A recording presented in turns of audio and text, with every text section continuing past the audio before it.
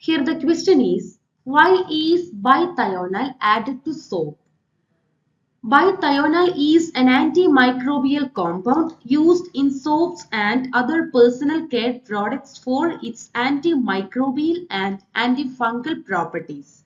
This bithionol helps in reducing or eliminating the bacteria and fungi on skin, which enhances the effectiveness of soap in preventing infections and maintaining hygiene. It also helps to control odor by preventing the growth of odor-causing bacteria.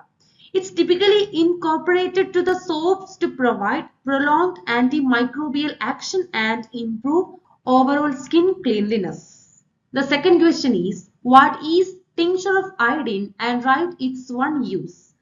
Tincture of iodine is a solution of iodine in alcohol or a mixture of alcohol and water. It is used primarily as an antiseptic.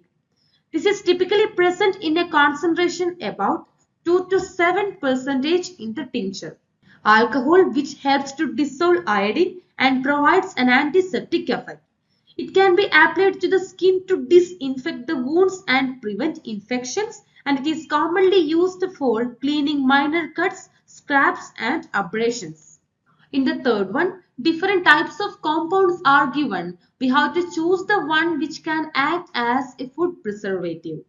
Among these five, the one which can act as the food preservative is sodium benzoate, because it is primarily due to its antimicrobial properties. Sodium benzoate inhibits the growth of bacteria, yeast and molds. It is particularly effective in acidic environment where it converts into benzoic acid, which has the antimicrobial activity. By controlling the microbial growth, sodium benzoate helps to prevent food spoilage and extends shelf life. It is considered safe for consumption in low concentration, which is why it is widely used in various food and beverage products.